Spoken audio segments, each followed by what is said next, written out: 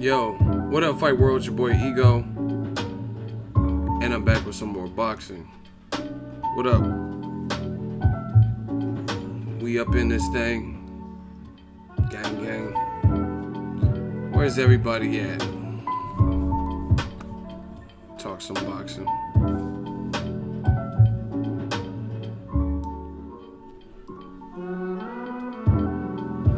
We got some things to talk about, people. Yusuf, Minnesota in the house. Shout out to Minnesota, Minneapolis. Shout out to Texas. They still working. Young Gun said it's the gang gang. Y'all know what we do. They want to be us so bad. Yo, what the fuck? Thanks for the likes on my Instagram. Shout out to you. Shout out to Raheem, man. Hey, somebody shot Raheem. Raheem is dead. What movie is that from? No, I know, because I ain't really been on social media like that. So I know what you and you were. Shout out to Buddy Lee. Hold on, we got to get this cracking.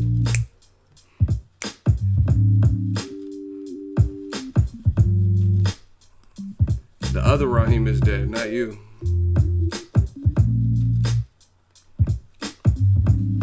Yeah. We about to talk about it. We're going to talk about whatever. We're going to talk about the devil in the detail. AJ versus Wilder. Eddie Hearn's announcement. Rumored announcement. Lomachenko versus Linares fight week. We might be talking about that a little bit. Triple G, you know we got to talk about. Shout out to my dude David Da Vinci. He said West Side. You already know. West Side when we ride. Come equipped with game.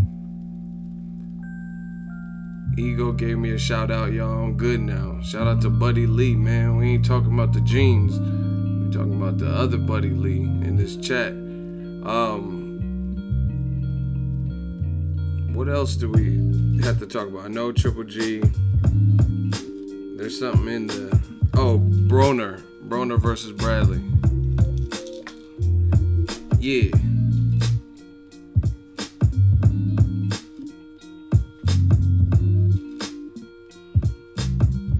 I went to see the Avengers again.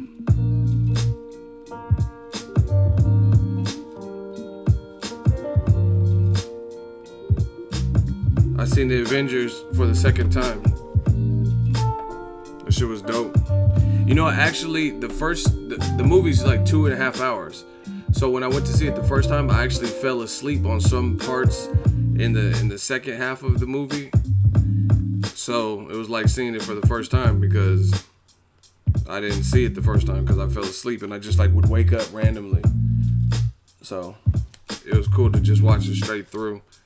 I went on, I think the Friday it came out or some shit like that, and I was hella tired. I don't know why. No, I went on a Saturday because I went after the Danny Jacobs fight. So yeah, it was a Saturday. So, you know what I mean, fight days. And then I wound up going after. It was like 10:40, and they remodeled the seats, so they're like renovated and super comfy. They're like recliner seats.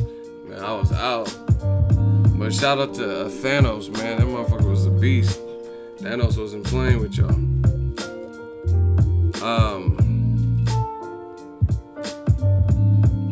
Avengers or Black Panther?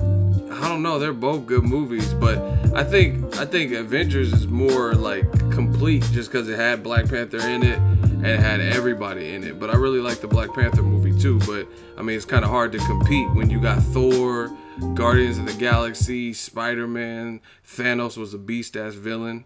But you know what I mean? I take nothing away from Black Panther. I like Killmonger a lot too, right? I like the Black Panther movie, but it's that's almost unfair because we're talking about the Avengers, Captain America, Vision, Hulk. The Hulk was acting like a little pussy though. Yeah, Hulk was on some hoe shit. That was weak. But I don't want to give any spoilers. I know everyone ain't seen the movie, but Y'all, that's all y'all need to know. I'm mad my Sixers lost. Man, the Celtics and the Cavs. What's good, ego? Salute, big homie. Keep hunting for that top spot. Oh, you know we working, just steadily progressing, making advancements. I told you this moment was coming. I promise you. Like, I won't stop working until we get to where we need to be, and then we set new goals. That's what it is. Set goals, execute, accomplish, and then once you do that, set new goals. That's how we do it, man. But yeah, man, Ego's Army, we winning right now. It's just what it is. Y'all gotta smash the like button too. I'm trying to blow this shit all the way up. We're gonna turn up and see how far we can go with this. But yeah, I see motherfuckers copying my style. Now it's all about Versace. You copy my style. 5 shots couldn't drop me. I took it and smiled. You know what I mean? They say imitation is the highest form of flattery. You got people hating. It is what it is, man. All I know is we winning. This is the winning side. We the Avengers. We Thanos and the Avengers. We all that. This side is winning. Listen, we could talk about from Golovkin to this Joshua Wilder situation. Listen to who said what, when they said it, and you guys tell me. You tell me who won. If you listen to, like, people talking about Eddie Hearn has this impeccable deal or whatever announcement that's going to blow everyone out of water, and it's this crazy announcement.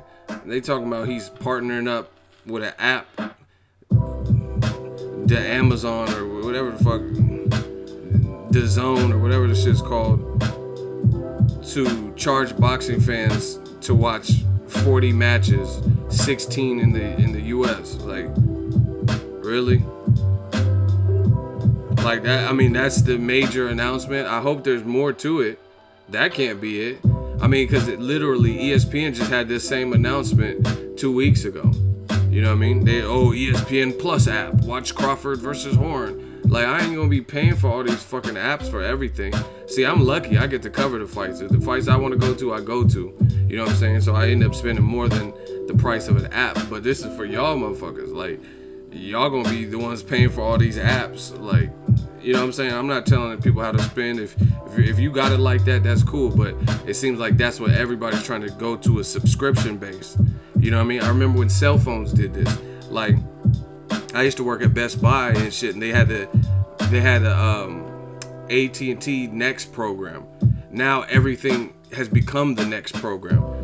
You know what I mean? But before it was like an option. Because remember, back in the day, cell phones, let's say you had an iPhone 4 or some shit, and then the new iPhone came out, iPhone 6 Plus S or some shit.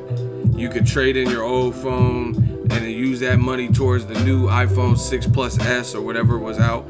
Now they just wholesale you, charge you the full value of the phone, the retail for the phone, and then they just break up the installments onto your monthly bill.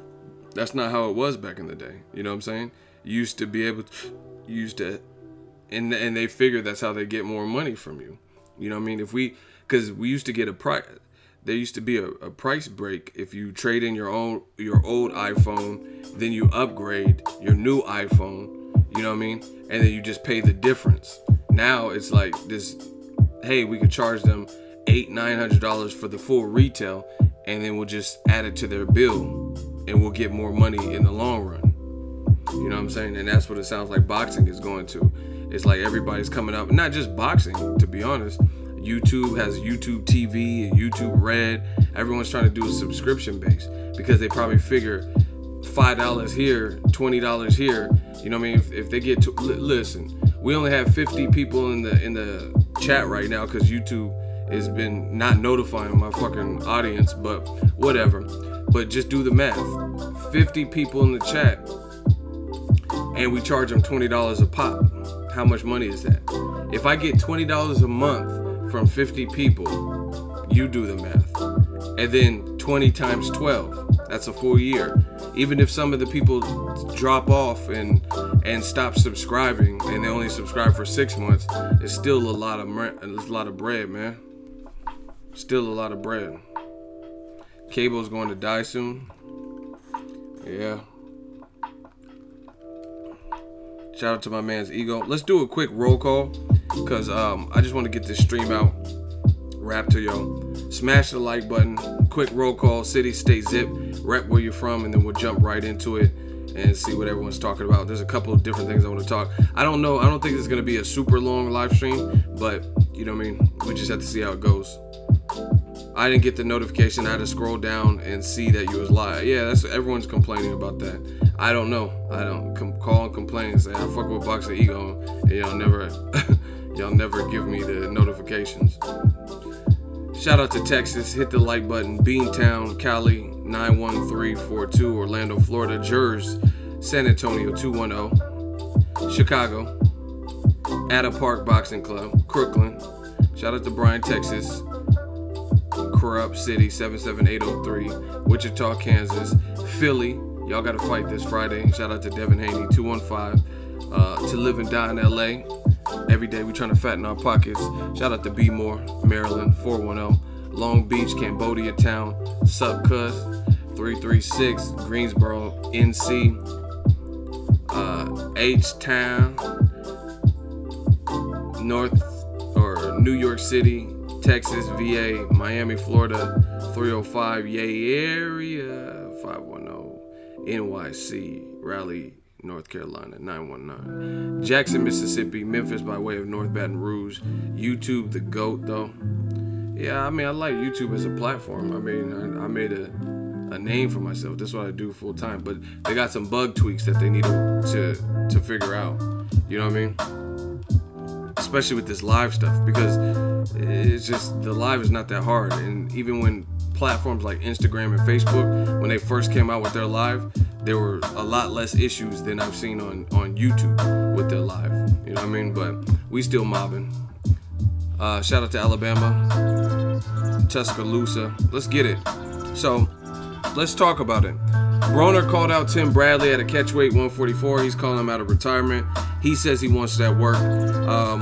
I don't know how I really feel about a catchweight. I'm not really a huge catchweight person unless it kind of has to happen. Like, these two guys fight in different weight classes. But seeing how Broner fought Maidana and Paulie at the full 147, I would say just, you know what I mean, you've already done a catchweight with Sean Porter. You've already adjusted the weight for the Granados fight. That was supposed to be at like 142.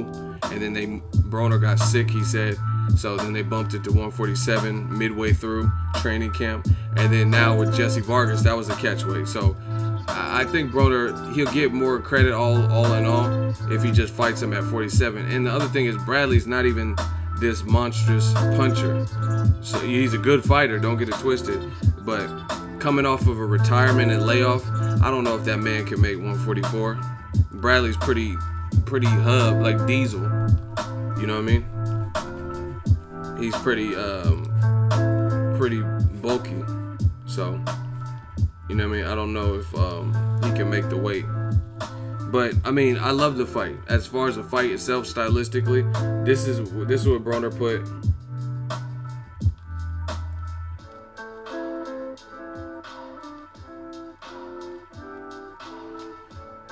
It says, Timothy Bradley, bring your bitch ass back and get this ass whooping, pussy. Meet me at... Hey, Broner be talking crazy. It said, pussy, meet me at 144. And the caption says, I will stop your bitch ass. Hashtag on God and them. 100 pay-per-view. So he's trying to do it on pay-per-view. I don't know if fans, you tell me, are you guys, would y'all pay pay-per-view for that? I think it's a great fight. You know what I mean? Shit, they got all these fucking apps out. Might as well pay pay-per-view, right? Yeah, I mean, Canelo was at the 155 shit, making up his own weight class. So Broner's kind of been doing that with the 144. So that, how we called it Canelo weight, that's Broner weight. You know what I mean? The 144. I just, like I said, let's say Pacquiao fights Lomachenko, maybe that has to be at a catchweight, something like that. That's because Pacquiao fought at 47 for a long time, and Lomachenko, he's about to fight this weekend in a new weight class of 135. So if they fight in the fall time, you know what I mean, it'd be kind of weird well, not weird, but it'd just be more of a disadvantage for Lomachenko if he just goes straight up to 147 from 35. You know what I mean? So I can understand situations like that. But both Bradley and Broner have fought at 47, so my 2 cents, I would rather just see it, just add the 3 pounds. So we got a fair fight. Like I said, it's not like Bradley's this devastating puncher at 47 anyway. Shout out to Ed Valencia. He says, "What is it, Ego? How you doing? Good to see you work in Fremont, California."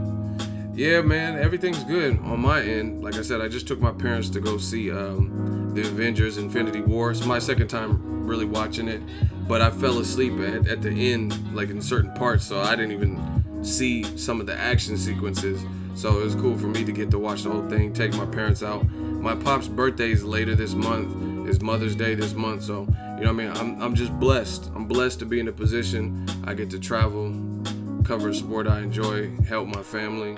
You know what I mean? So I can't complain. Yeah, y'all gotta smash that like button, man. But that's my situation on the Broner, or my thoughts on the Broner situation. It's a good fight. Broner Bradley, great fight. I support it. Whatever y'all need me to do, y'all want first looks, promo, you want me to cover the fight? Yeah, I mean, I'm with it. That's a good fight, all in all. So, straight up.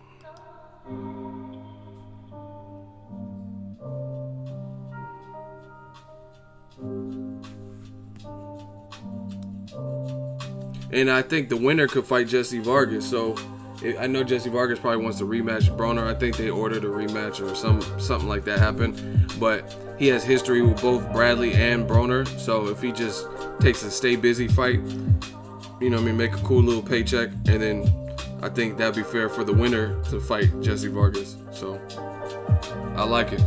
Get it done. Who the hell is Charles D? I don't even know who that is. I didn't block no Charles D. Hey, Ego, what's poppin'? Nothing. We just talking this boxing talk. What do y'all want to talk about next? Triple G and his options, or y'all want to talk about Joshua Wilder next? We just went over Broner Bradley situation. What do y'all want to talk about next for the live? The fans run the channel. It's cool. I'm just a host. Shout out to King Corleone. Jose says, why not the rematch with Vargas? I just explained it to you. I don't care. Vargas is a cool dude. I just talked to him last weekend, just interviewed him. But I mean, the fans, I would rather see, I'm all about that fresh match. Some people thought Broner beat Vargas, to be honest. Some people might have thought Vargas won. But that rematch ain't going nowhere. So if Bradley and Broner can get it popping, then I'm trying to see that.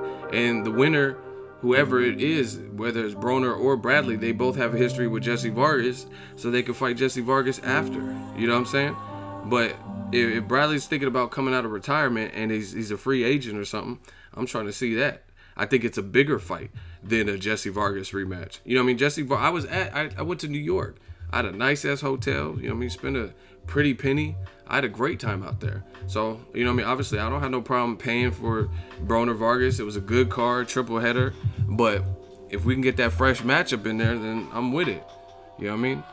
I'm not trying to shit on Jesse Vargas so he don't get a fair chance, but I would prefer to see a fresh face like Bradley, and then the winner could fight Jesse Vargas. Boom. So that's why. He's like, nah, man, what about Jesse Vargas? I just explained it. That's what I'm saying. Charles just said, I thought Broner won. Don't want to see versus Vargas again. And I'm at the spots. So I interviewed a lot of people at the Barclays after the fight. You know what I mean? Shout out to Eric Kelly and some other people. And they all said, not all of them, but a good percentage. Errol Spence. A lot of the guys said that Broner won the fight. They really thought Broner won. And it wasn't just like Errol Spence because he's cool with Broner. There was people that not really even affiliated with Broner that said that. You know what I mean? They thought he did he inflicted the more damage and, you know what I mean, busted up Jesse Vargas. So it's like, it's a cool rematch, but it's not like a Canelo Triple G where it's like, this must happen next. It's not Ward Kovalev where they fuck. Well, this must happen next. That's just my opinion. Broner versus Loma, man, I'm not trying to hear that. Because Lomachenko is with Top Rank. He has to get past Linadas anyway. But y'all want to talk about the devil in the detail, Joshua, or and Eddie Hearn's announcement, or y'all want to talk about Triple G? Either way, I'm killing y'all. I'm killing y'all with the content. I know motherfuckers been mad. Ooh, people listen when they can't. This is how I know. This is how I know I'm at where I'm supposed to be at. Motherfuckers be reaching when they got it. All right. The first 5 people to respond. There's 2 for Triple G, 1 for Joshua, 3 for Triple G. First to 5. The first response is to 5 from new, fresh usernames. 4 for Triple G. All right, boom. We talking about Triple G. Listen, we'll talk about Joshua too, but Triple G, you gotta do something, baby. Listen, I don't know what it is about Triple G specifically. Smash the like button, because listen, I already know anytime I mention Triple G, first of all, just know that anytime I mention Triple G, I'm getting paid. I'm getting my GGGs. You know what I'm saying? So just know that. You guys can hate all you want. I'm getting paid just to talk about Triple G. That's for starters. Second of all, anytime his name is uttered or mentioned and people give you an objective outlook, it's all kinds of radical things. Like, I know, this is how I know Ego's army is destroying him, because we're setting the tone, causing people to think, and everybody that agrees has a solid talking points. You know what I'm saying? The people that don't agree, they're not saying anything. They're attacking me. They're, oh, Ego, you're fucking ugly. There's a lot of cute reporters and you're not one of them. If you have to talk about me being ugly as another, like, heterosexual male, like, you know, you're a man calling me ugly. So that's how I know I'm winning. Because if you don't have, like, if I was saying some bullshit, then you would be responding to the bullshit that I'm saying. You would be rebuttaling that instead of telling me, oh, look at you, get a fucking beard trim. You're fucking ugly, Ego. That's how I know I'm winning. If I say, hey, Triple G should fight Charlo, and your response is, yeah, but you're fucking ugly, I'm destroying y'all. Y'all don't even make it, like, y'all don't even try to hide it at this point. Like, listen, the pressure. Shout out to Ronald Finkley, True Boss, $2, True Player for real. Ask my for real. He says, geez, $2. Shout out to my man Ronald Finkley, always a definite loyal supporter of Zamunda. You know what I mean? Ego's army. What we got? Thank you, appreciate you. But listen, the walls are closing in. Triple G got to do something. Again, I keep saying it. He's a good fighter, which is why I want to see him. Now, depending on who you are, like old media, they're going to tell you above and beyond. They're going to say Triple G's pound for pound #1, and his resume is better than Bernard Hopkins, and this type of, he's indestructible. He's back because he knocked out Vanes Martirosyan. That's fine. I don't believe that. I don't believe he's pound for pound #1. I don't think has a better resume than Bernard Hopkins. But if you do, just know that you're putting him in a different conversation. If you're comparing him to Marvin Hagler, all this dumb shit that they're saying, old media and the old media fans, that's cool. Run with that. I'm with that. That's cool. I don't agree with it. But that's not me hating. That's I don't believe that. You know what I'm saying? But just know, when you say all of this, you put more pressure on that man. Now I gotta say, okay, he's pound for pound. He's better than Hagler, better than Bernard Hopkins. Fuck it. He's better than every black bald-headed person ever. How about that? He's better than Jordan, Tim Bradley, B-Hop, Marvin Hagler. Who else is black with a bald head? Montel Williams. Tonight on Montel Williams, we gotta talk about every black person with a bald head. Cool, he's better. Just know you put that pressure on that man. Because now I got to see him fight Charlo. I got to see him fight Demetrius Andrade. I got to see him fight one of these mandatories, Derevyanchenko. These Vanes ain't going to cut it.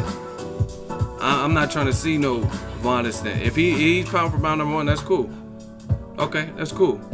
But I don't want to see no Vaneses anymore. I don't want to see Adama anymore. I don't want to see you pull up Rosado or Kell Brook or Vanis off a layoff or Ishida.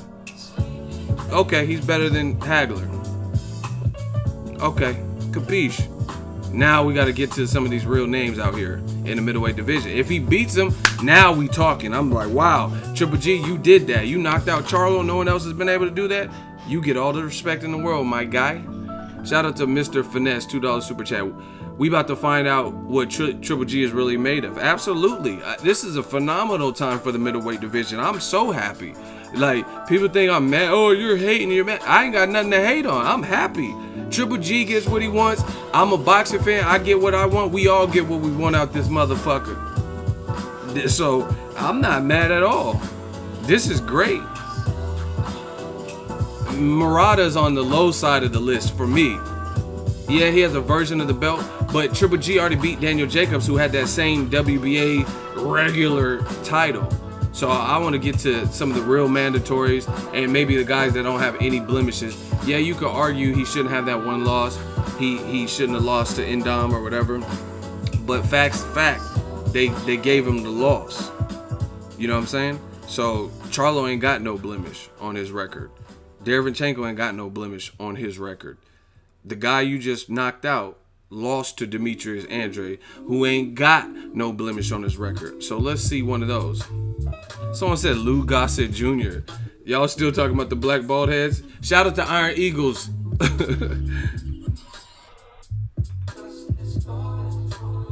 So I'm happy. Like Triple G, everyone's getting what they want in this equation. Triple G says him and his team, between him and I say, when I say Triple G, sometimes I may be referred to Tom Loeffler. Sometimes I may be referring to Abel Sanchez. I do want to clear that up because he's not the one that has made all of these statements directly. But listen, this is how this goes. It's still a representation of you. You know what I mean? It's still an extension of you because these are the people you put in place to manage, promote, train, or whatever. Just like Pacquiao, Freddie Roach, they were a tandem in boxing. So why would I not listen to a person Pacquiao has put in place to steer the direction of his career? Why would I not listen to Michael Conks if he's giving me Pacquiao news? Why would I not listen to Freddie Roach? So, hey, King Corleone is tripping. He says, "You bleed like my Lee, good fuck." That laugh sounded so fake on Kickboxer. He's like, like, oh, hell nah. Motherfucker laugh sounded horrible. Oh, y'all still talking about black bald heads? Someone said Dragonfly Jones. He's like, hey man, you think I can get that $20 you owe me? They about to cut my light up. Silence. Learning from the masters, yo pay punk. You shouldn't be worried about the lights. You should be practicing on your art. Dragonfly Jones would be like, he started killing it. Yeah, Dragonfly Jones would be doing, he'd be doing hella extra. Like, hell no. Learning from the master is yo pay punk. Silent. What? Listen, y'all get me on the hype and then y'all be like, ego tripping. Y'all know what the fuck I'm talking about. Martin's a classic. West Side Gang. Shout out to Martin Lawrence. That's one of my favorite sitcoms anyway. But, listen. New media, it just been on fire. Like the last 2 years especially. So I appreciate you guys from the bottom of my heart, man. Because like without you guys, it wouldn't be where it's at. And it like, I promise you can say, oh, Ego's just trying to take credit, whatever. But I really feel like we've made such an impact. We forced people to start telling the truth. Tell the truth. That was one of the lines, remember? Tell the truth. Tell the truth. It's like I'm hearing other media members, some with big companies, some with small, and they're at least attempting to ask Eddie Hearn certain things. They're at least attempting to ask this trainer certain things. They're not all just taking what is said. Like, someone was interviewing Eddie Hearn, and they're like, "Oh, but what about the $50 million? You think it's fake?" They're like, they're trying to challenge, and it's like people from the UK reporters asking them, "Man, we making one small step for boxing, one giant leap for mankind. Like, we've been making killer progress." You know what I mean? All that stuff that people say, it's not about having a difference of an opinion. That's cool. That happens. You know what I mean? I can bring up a topic right now, Mike Tyson versus Muhammad Ali, and I guarantee you it's split in this chat room. Some people would be like, "Man, Ali would beat his ass." Some people are like, "No, I'm ecstatic. Mike Tyson, he would destroy him." Like, you know what I mean? So it's not about stuff like that. It's about when you say thing A, and then a week later you say something totally, that's way different. That's not just, that goes beyond a fight prediction. That goes beyond just a small minor inconsistency.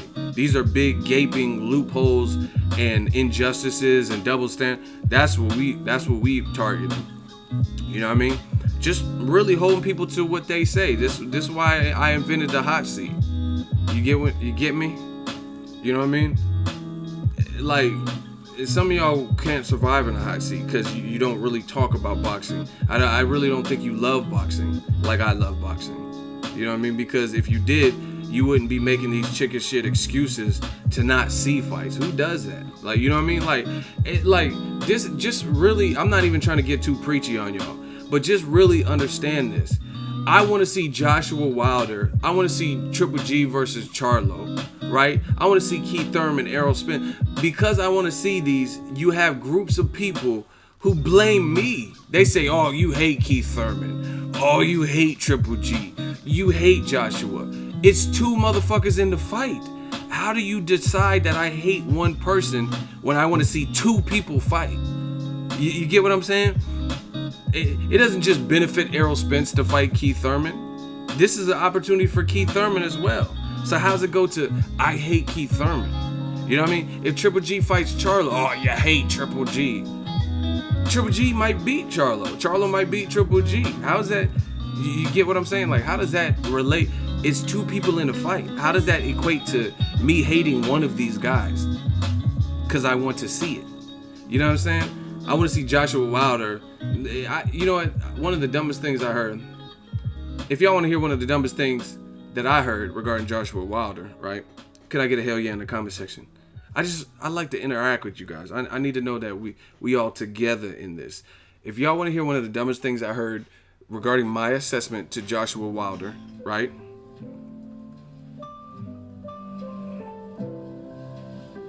Shout out to Kamal Oz, $2 super chat. I thought Canelo was drug testing every day, LOL. Yeah, we're gonna get to that. I need a couple more hell yes to motivate me. I'm gonna tell you one of the dumbest. Here, let's jump right into it. One of the dumbest things that I heard is someone said I was racist because I wanted to see Joshua Wilder. They're both black, you stupid dummy. How does that make me racist? Who am I racist against? When Joshua's black, Wilder's black. Who am I actually racist against? You see how you're racist? Like, who am I racist against?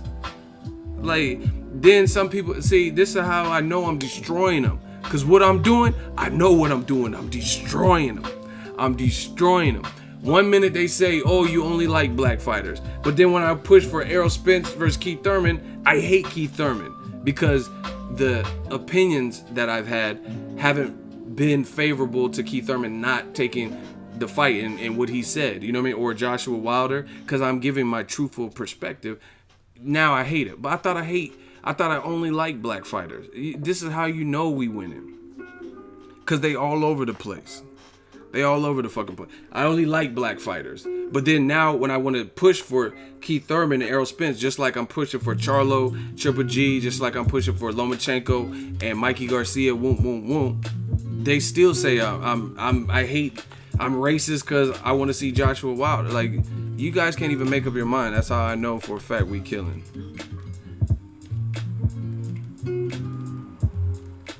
We just got a Venmo donation. It's from Daniel Brown. It says what? Hold on. I just got the alert. I'm sorry. Venmos don't show up on the screen for you guys. It says Daniel Brown, what up, Ego? What up, Ego? Real Richmond. Wow. Got blocked by Dillian White for asking why Deontay Wilder wanted to fight damaged goods instead of unifying the division. What's up with these UK people, man? He left a $2, basically a super chat via Venmo. Shout out to my dude Jose Shmoney Gang, $3. I appreciate your facts, non-biased reporting. Yeah, I'm a boxing fan, man. You know, I don't care about, you know what I mean? I don't care about nothing else. But let them tell it I'm racist and all types of. I'm biracial, so I wouldn't really even look smart being racist anyway. You know what I mean? Because I'm a fucking mulatto mixed breed. So whatever. But this is how you know we destroying them. This is how you know we killing them. They don't even know where to attack. You get what I'm saying? They don't know how to attack you. 1 minute, oh, you only like black fighter. Then I push for Keith Thurman and Errol Spence, who are both black. You know what I mean? Even though Keith Thurman's also a mutt, he's also biracial. Then they say, oh, you hate Keith Thurman. I want to see Triple G Charlie. I hate Triple G. You know what I'm saying? So ain't no winning. So I don't really care. I'm not out here trying to impress nobody. But Triple G, man, he has to.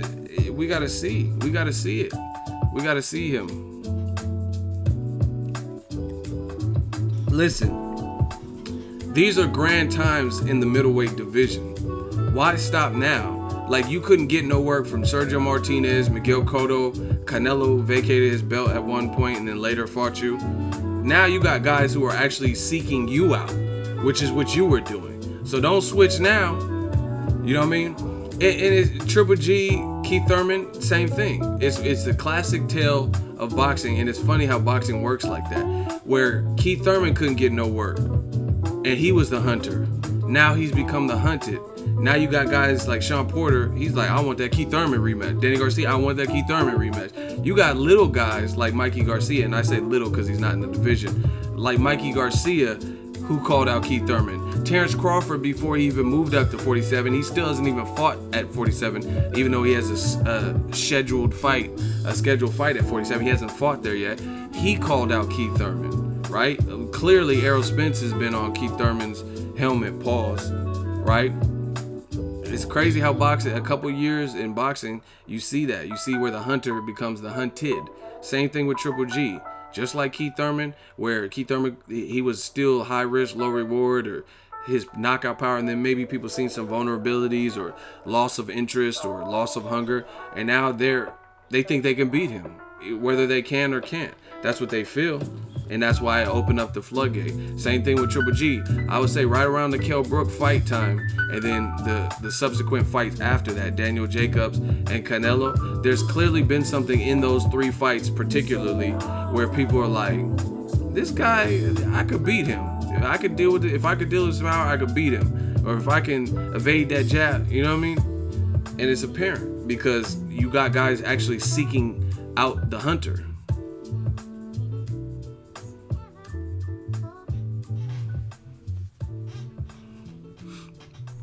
Crazy, you know what I mean? So don't back off the blocks now. You know what I mean? Triple G, Floyd said it a while ago. He said Triple G is he don't have no special effects. So this would be the perfect time for Triple G to prove Floyd Mayweather wrong. Show that you do have some special effects, because you're gonna need it against some of these killers at 160 now, because they're good fighters just like yourself. You know what I'm saying? I'm sure Canelo's motivated. He's not going to try to lose. And now he knows that he can go 12 rounds and not get knocked down. Or I didn't really see Canelo really hurt, to be honest. So, you know what I mean? Him, Demetrius Andrade. He like, man, Danny Jacobs, I would have fought. Like, listen, I be around fighters, so I know this. I've watched fights with fighters and stuff like that. They're always like critiquing. It's hard to be a fighter and watch a fight without putting your fighter hat on. You guys get what I'm saying? It's like if you're an actor and you go watch someone else's movie, you're like, hey, he's not doing a good job with this role, or Denzel's up there killing this role. You know what I'm saying? You like, one of the strongest support systems is the respect of your peers. You get what I'm saying? Like, if Brad Pitt's watching Training Day or some shit with Denzel, and he's like, man, Denzel killing this role, then that's a compliment, because Brad Pitt himself is a good actor. You know what I'm saying? So I know these fighters watch, and they're studying too. You know what I mean? You don't think Demetrius Andrade's like, Danny Jacobs doing cool, but I would have did this different. I would have put that jab on him. I would have just kept that jab on him. Or like, hey, I'm taller than Vanes Matarosen. I would have shot the uppercut. They're thinking about that. And that's why I think Triple G is now becoming the hunted, where you got guys who are actually stepping up to the plate. And the funniest thing, and I don't want the fans to back off of this, the fans you were when Triple G was knocking out Marco Antonio Rubio and Willie Monroe, be that same fan. Be that same fan you were. Have that same level of confidence. Have that same level of support. Because the bottom line is this: when it comes to, in the case of Triple G, I really feel like fans were very confident when he was in there with Willie Monroe. They're like, oh, 6 knockouts. He's not extremely tall. He's not a huge puncher. He doesn't have better world-class experience. Triple G's gonna run through him, and they're extremely confident, right? But then now, when there's some people that could make some very interesting matchups, compelling matchups, maybe challenge, maybe even beat Triple G, they're getting shitted on and excuses made way more than when he was fighting Willie Monroe. So that shows me something. That shows that you don't keep the same energy. That's one thing. 2, it shows me that you wanted him to fight people that you knew he was going to beat.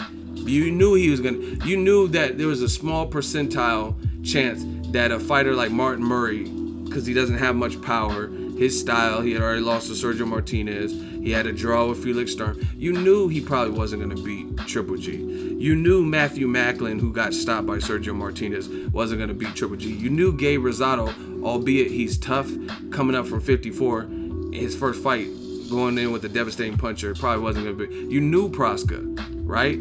So keep that same energy. Now that there's some people who are, at least on paper, equivalent threats, you know what I mean, or bigger threats to Triple G. But that's not what they want to do. They want to do this and tell me that Charlo ain't a lion, he's a cub, and Charlo will get murdered and destroyed. But I tell y'all from the beginning, I said this, I prophesized this. Before this year even started, go listen to my old shit. I said LSI. I said that's what we're going to start saying in 2018. I'm a prophet in this game because I predict this shit far too many times. I told you in 2017, I said the new slogan for 2018, LSI, let's see it. And guess what? Fast forward to the future, 6, 8 months, a year, whatever it's been since I said that. Same rules apply. Charlo's getting murdered. Let's see it. There ain't nothing to talk about. If you think Charlo will get murdered by Triple G, that's fine. You're entitled to your opinion. But I'm entitled to want to see that. Charlo is entitled to what he's worked for and ranked in the WBC as a mandatory. So, you know what I mean? There's nothing to really talk about. Because at the end of the day, the boxing populace, we all know, don't make excuses for Charlo not to get the fight when we all goddamn know that Triple G will get more credit under any circumstance for knocking out Charlo than he would ever get for knocking out a guy that lost to Charlo's brother, Vanes Matarosen, off the couch 2 years. Period. So all them bullshit excuses y'all coming up with and statements about what will happen to Charlo, save it. Let's just see it. Let's just watch it. There ain't nothing to talk about. Y'all want to just talk about it. There ain't nothing to talk about. Because again, we all know if Triple G stretches Charlo, then he's the man. Like, he's already the best middleweight. So if he made it look like the Vanes Matarosen fight, then what could anyone say? And you know the answer. No one would say nothing. They would be like, man, that boy Triple G, he's a bad man. He's a bad man. And the people would, bravo, encore. But the thing with these fans, a lot of them are cowards. A coward dies 1,000 deaths. A soldier dies but once. A lot of these fans are cowards. They rather just say it than actually see it, because they know in seeing it, there's a chance that their man, the one they're rooting for, the one they're racist for, or whatever their deal is, right? There's a chance he may not win. He may actually lose. He may win and look vulnerable. You know what I mean? Or one of those Rocky performances where it's like he won, but arguably he didn't win. And then they know that that shine is going to be removed. That aura is going to be removed. That's why. That's why I have for this shit. If you know that Joshua is going to knock out Wilder, then let's see it. Listen, this is why these dudes can't beat me. Eddie Hearn said Joshua will knock out. Listen, he says he'll knock. I'm going to show you some quick math. Eddie Hearn says he believes that Joshua will knock out Wilder in 3 rounds. Who heard Eddie Hearn say that in that interview? Who heard Eddie Hearn say he believes that Joshua will knock him out in 3 rounds? Yes, no? We got to be interactive. Let me know.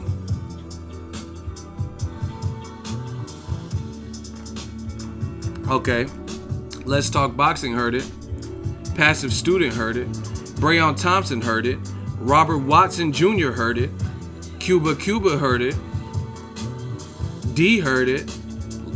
That's what I'm saying. Okay, so let's do some quick math.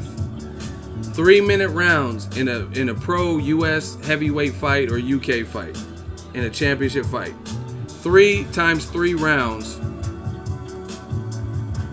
That's 9. So for 9 minutes of work, $50 million. 9 minutes of work. 3 3-minute rounds. That's 9 minutes of work. I know there's no one in this, unless they're full of shit, who would not, for under 10 minutes of really doing anything, cleaning toilets, any type of regular sane person job, who wouldn't take that? Who wouldn't take $50 million plus 50%, depending on how big the event is? $50 million for under 10 minutes worth of work. That's 3 times 3. 3-minute rounds times 3 rounds. So something's not adding up. I'm not the smartest brother in the world. So either Eddie Hearn doesn't really believe that or something. No, I don't want to hear about no devil in no details. I don't want to hear about deviled ham. I don't want to hear about deviled eggs. I don't want to hear about the Tasmanian devil, the devil in the blue dress. I'm not trying to hear about no devil. The devil is a lie. Oh, I'm not trying to hear about none of that. For under 10 minutes worth of work, 50 million plus 50%. There's nobody in America or the UK that I know. I don't care if it's quid. I don't care if it's pounds. I don't care if it's real legit money. Who's not going to take 10 minutes worth of grunt work, 9 minutes to be honest, for $50 million? So at the end of the day, someone's math is off, or they're not being transparent. Because who's gonna talk about some devil in the details, but you gonna get a knockout in 3 rounds? That's 9 minutes of work. 9 minutes. And you talking about some devil in the blue dress or whatever, devil in the detail. I don't care what the details are. If I gotta work hard for 9 minutes and I'm gonna get 50 mil, I don't care about no details. It don't matter. It don't. if literally. And then Eddie Hearn talking about, oh, what if they make us wear pink trunks? I wear a fucking tutu for 50 million. I don't give a fuck. What, motherfuckers gonna laugh at me for 9 minutes and then I'm gonna be laughing to the bank? I don't care about no pink trunks. I'll be like, it's breast cancer awareness. You know, I don't care about that. Oh, they're gonna make me wear I'll wear swastikas. I don't care. And I'm not racist, but I'll wear swastikas. I wear a Black Panther leather jacket and a swastika short. I really don't care. For 50 million, yo. Oh, he's a sellout, yo. I'm everything. For that 50 mil, I need that bag, man. Fuck y'all. What y'all talking about? I wear a fucking KKK hoodie. Fuck you mean? What are you talking about? For 50 mil? Hey, I wear fucking Toys R Us Jeffrey the Giraffe fucking costume. I wear a fucking scuba gear and a Bane mask. What happens is like someone should before throwing it from the blade. Hey, what y'all talking about? Devil in the detail. Man, never mind. Y'all go. See, ever so often I take a joke too far. I'm about to say something, but I'm like, nah, I don't want to say that. But anyway, you guys get the point. You guys get the basis. It's Clayton Bigsby. Yep. I'll be like, yeah, girl. Breathing up all the white man's air. Like, yeah, for 50 mil, I'm all that. Y'all really be calling me racist. Ego, he's at the fight with Schwarzenegger. Yep. Oh, well. Inglorious Bastards, all that.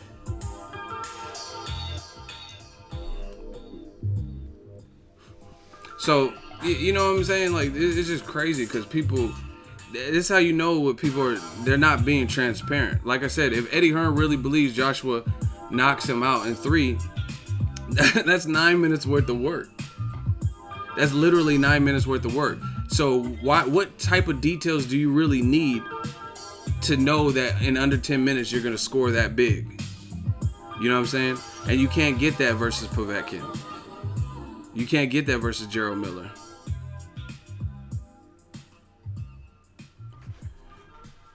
Man, I'm so sick of these bums, man. These bums in the comment section. Super Silver Surfer says, fucking Ego needs to lay off the sauce. Nigga be rambling. But you watching me, so it don't matter. I'm probably get 50 million off your dumb ass. These haters are retarded. Ego be rambling. But why are you in here? Like, you could be watching the new Avengers. You could watch the trailer to Deadpool 2. But you right here. Sit your dumb ass down. Motherfuckers try to troll me.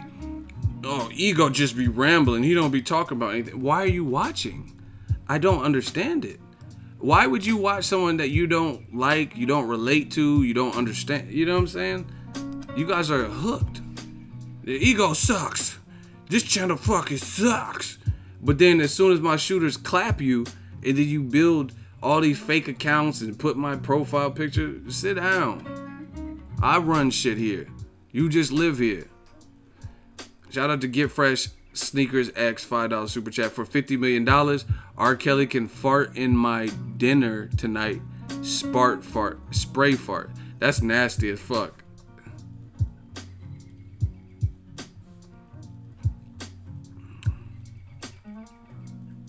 Ego, you're a savage. I love it. Man, I've been doing this too long. I get tired of hearing the same lame shit. Ego, you fucking suck. But why are you here then? Go play with your kitchen utensils. Get the fuck up out of my stream. It's that simple.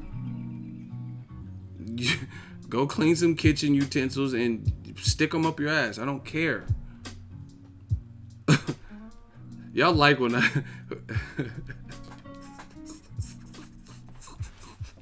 y'all like me when you catch me in moods like this. I'm just real. I'm just tired. I get tired of fans, like, cause I don't feel like they're real fans. So I'll be on my mic tight. Yeah, I'm talking to you how I want to talk to you. Like, Ego, you're just rambling. Go play with some kitchen utensils. Period. Kamal Oz, $2 super chat. For $50 million, you can... Y'all tripping. Y'all paying super chats to say some out-of-pocket shit. He said, for $50 million, you could inject me with the Ebola virus. Hey, bro. You're tripping. I'm gonna call the Outbreak Monkey, and I'm gonna get Al Heyman, and we're gonna call your bluff. We're gonna have that Outbreak Monkey. He gonna be like, and I'm like, here, you said for 50 mil. I'm gonna do just like Team Wilder. I'm gonna see you talking about Ebola. I got the Outbreak Monkey. I'm gonna see if you really mean that. No, I'm just playing. Shout out to you for the super chat. You not popping if the haters not doing their job. Keep up the good work, big homie. Fuck them. Fuck them, even if they celibate. Man, I get this. The haters aren't even creative. That's the thing. Like, I look at Ego's army and I'm like proud. I'm like, man, we got some good introspective thoughts, creative jokes, and commentary. And the haters be so, like, basic. Ego, you're fucking ugly as fuck. Anything else? Ali Diego 619 is tripping. He said $50 million. He said he'll kidnap Chelsea Clinton, Chelsea Carter. Hey man, I'm just telling you, I'm not no sellout, but for $50 million, hey bro, I don't know. I might have to. I'll be on some Tyler the Creator shit, eating cockroaches and shit. Like, hey bro, that's life changing fun. Money. You know, I'll be on some Johnny Knoxville jackass shit, like for 50 million maybe. But yeah, man, I'm just, boxing is in a good spot. But like I said, somebody's math is not adding up. Eddie Hearn, clear, like I said, he said he out his own mouth he thinks it'll go 3 rounds. So if you really and truly believe that, if he really in his heart of all hearts really believes that Joshua knocks him out in 3 rounds, which is possible, like it is possible. But if he believes that, then 50 million is a hefty price tag for under 10 minutes worth of work. You know what I mean? That's a lot of money. So if you believe that, then it shouldn't be about, oh, it's the devil in the details and the devil told me. Like, listen, Team Wilder has done a pretty good job of calling their bluff, because if you think about it, just like here, if y'all want this latest analogy, hit the like button, and can I get a hell yeah in the comment section? I'm gonna give you guys some analogies, because this is what I do. I like to do analogies to put in other perspectives for you. If you want to hear the analogy, can I get a hell yeah in the comment section? And then hit the like button. We working. I'm gonna just sip on my water.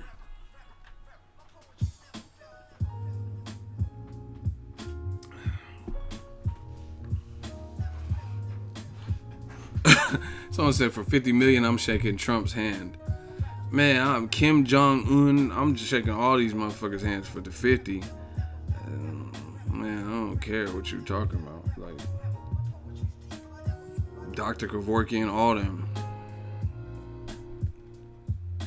I'll shake Bill Cosby's hand for 50 million. Don't try nothing funny, Bill. I have to hit Bill, because I would like to talk to Ego about the 50 mil. God, you cannot fuck. Like, hey, you tripping. I ain't say no filth, Lauren and filth. Marcus Powell, $5 super chat, throwback. I'm new. Do you think Rigondeaux threw that fight with Loma? Is Loma running from that work of a statement fight? I don't like to do a conspiracy thing. Maybe it's just the weight and all that, and his age caught up. Lomachenko's a good fighter, so I'm not gonna take that from Lomachenko and just be like, oh yeah, he threw the fight, because really there's no way of proving it. You know what I mean? So it's just speculation. I don't really, you know what I mean? I don't really partake in a bunch of conspiracy theories, to be honest. But listen, here I'm gonna give y'all the analogy before we get any more super chats or anything. You ever see those movies where they're on top of like a big, like a big landing? I think that's what you call. And then there's like maybe a waterfall, or there's like water down below, and it's a huge plummet, a huge jump. And there's like, let's say little kids, like not little, but like, you know what I mean, 12-year-olds, and they go to this trail, and then it's a cliff, and then you jump down into the water. So you have to obviously worry about belly flopping, hitting your head on a rock, right? You've seen movies like that where it's a huge drop down into the water. So that's like me saying, hey, give me $100, I'm a jump right now, and it's like a 75-foot drop. Give me $100 and I'm a jump. I'll jump right now, right? And then some guy, Craig, will just say, Craig, I just seen the name Craig in the comment section. Craig says, oh, $100? I'm trying to see this. My dad's rich. Then he peels out $100. Now, the ball's back in my court. Craig's gonna see what I'm really talking about. I just said I would jump off of this landing into the water for $100, right? Now that Craig peeled out a fresh, crisp 100 from the bank, and I'm like, wait. The devil's in the details, you see. I was about to jump, but then we gotta discuss the parameters. Who gets the money if I bust my head open? Like, that's not what you said. You didn't say nothing, all this extra stuff. You like, there's no devil in the details and who had Moses in the detail. You didn't say all that. You know what I'm saying? So I just feel like say what you want, say what you mean, and mean what you say. Period. If I said I was gonna jump for 100, that's what people are expecting. Don't be like, okay, like, because if anything, I should have just said a ridiculous amount. I should have just been, I'll jump for 10,000. You know what I mean? Because most kids wouldn't be able to swing 10,000 just to watch me jump. You know what I'm saying? So if anything, say an unbelievable price that is almost impossible to come up with. You know what I mean? But if I said I was going to jump down past by this waterfall for $100, then someone peels out that 100. They're not gonna hear me stall, and they're not gonna trying to hear. They'd be like, oh, he wasn't really about that. He ain't really gonna about that, because you talking about, oh, the devil's in the detail. What if I jump and I miss my landing, or like, then you were scared, like you didn't want to jump, or you know what I mean? You didn't say none of that. So that's all I'm saying. If you want to jump, jump. If you don't want to jump, don't jump. And at the end of the day, people will respect that probably a bit more. But when you say, like, see, what happens in the world of boxing is when fighters and trainers, or the trainers of fighters or whatever, when they start receiving more pressure, they start saying worse things, and then it makes it look worse. You know what I mean? Like, let's say Triple G Charlo. The pressure is getting there for that fight. Like, people are really trying to see that fight, right? And now it's creating fans and maybe even the trainer or the promoter to say even more radical things. So the best thing, in my opinion, this is just me, this is just my opinion, the best thing is to be as transparent. Like, instead of making Charlo seem like he doesn't sell, or nobody wants to see that fight, or he has to fight Danny Jacobs in order to see that, I would prefer, just don't take anything away from him. Be like, oh, him and his brother, Jermell and Jamal, they're some good ass fighters. They've been doing their thing, but unfortunately, a lot of people want to fight Golovkin, so we're gonna wait and see what the WBC says. If you said something like that, then that's not that bad. You know what I mean? Because that's realistic. You know what I'm saying? Triple G's, he's looking for big money fights because he had to work his way. That wouldn't be as bad. But then when the fans try to make it like Charlo ain't shit and he'll get destroyed, that's what makes them look bad. That's what makes people look like man fans. Because you're going out of your way, because you know the threat is real, you're going out of your way to campaign against the fight and to make Charlo look like he's a terrible fit. But you had no problem with Vanes Martirosyan, Adama, Willie Monroe, or any of these other dudes who weren't up to par or didn't really have as much of a shot to beat Triple G or even rival him in any way. You know what I'm saying? You didn't protest those. So that shows me something. Why would you be the guy who a lot of fans perceive as the biggest threat, or one of the biggest threats for Triple G? Why is he getting the most protests from the radical Triple G fans? That has to show you something. There was no protest when it came to Willie Monroe getting the fight, because they didn't believe that Willie Monroe could do nothing with Triple G. They didn't believe that he would win. So there was no protest. They just wanted to see that man win, or the path of least resistance.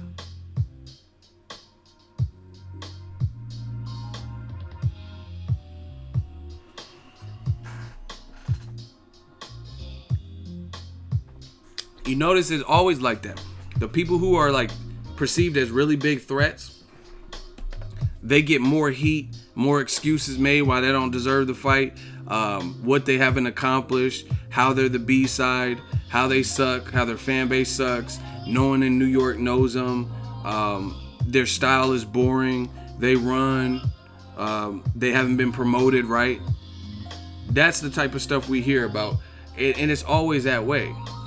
So it's a common pattern in boxing.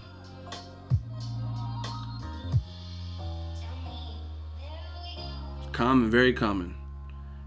The more the perceived threat, that fighters, radical fans, have more of a protest against that person getting the fight. When Erislandy Lara, he had been calling Canelo out for years. And diehard Canelo fans were not trying to see that. Because they knew. It wasn't that he can't sell out his mom's basement in Miami and nobody knows him and he's going to run. It's because his style could give Canelo which it did give Canelo all the problems in the world. You know what I'm saying? And that's it. So we got to separate the real boxing fans from the man fans. If you're a man fan, be proud. Just be like, I'm a man fan. I just love this fighter. So nothing you tell me is going to make sense if it's objective. Then I would at least understand it. Because now I know what you're coming. But the man fans, they do. It's just they don't come out that cutthroat with it. But you can look at their username, the pictures, the name of their person. Like the dude, I was like, man, Lomachenko should fight Mikey Garcia. His name was Loma Checkers with a picture of Lomachenko, and he was telling me I'm biased. I mean, do the math. Your whole YouTube username is Loma Checkers, and you have a picture of Lomachenko, and I'm the biased one. Yeah, that's real believable. It's just like I told you guys, why were you guys arguing with we're talking about Triple G being objective, being fair, and the guy's name was like Kazakhstan Thunder, and y'all arguing with him. Like, it doesn't even make sense at that point. That's like if you're asking me what's better, Marvel comic book movies or DC, but my username is Marvel Comic Books Forever, and I got a picture of Stan Lee as my fucking default picture. I mean, what do you think? If the question is what are better, do you think I'm gonna be like, hey, Superman and Batman? You think I'm gonna give it a fair shake when my username is Marvel Comic Books are the best, Marvel Forever, and Stan Lee is my fucking YouTube username? Like, come on, man. We know what it is.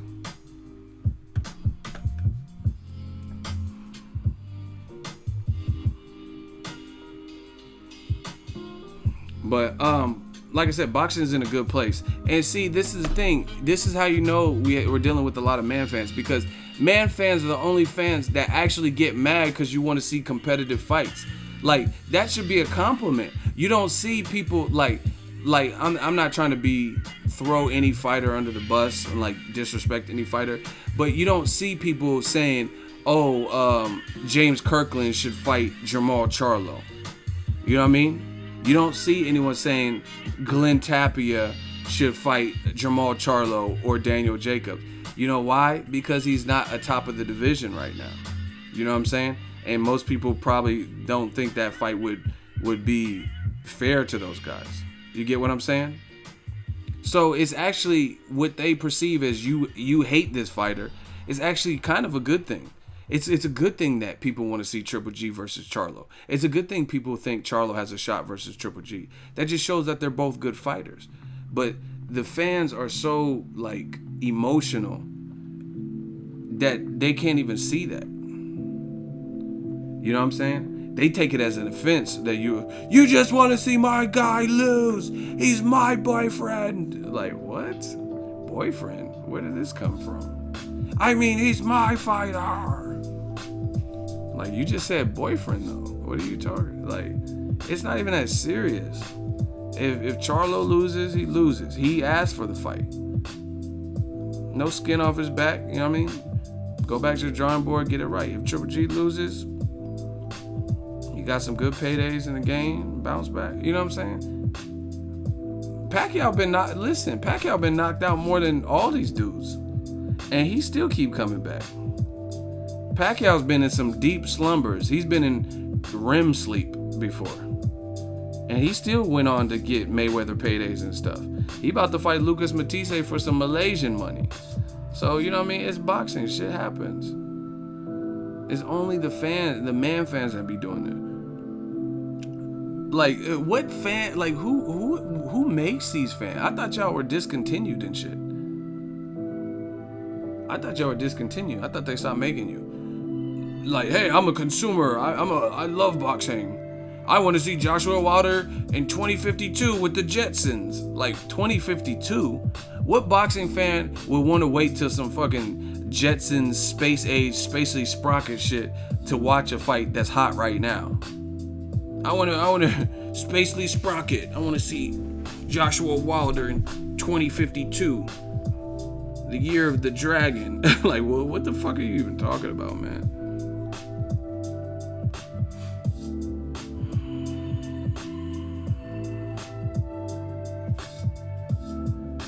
Ego is the best channel, period. He's consistent and he interacts with the fans. Shouldn't focus on haters, though. They clout chasing. It's fun to pick on the hater. Yeah, man.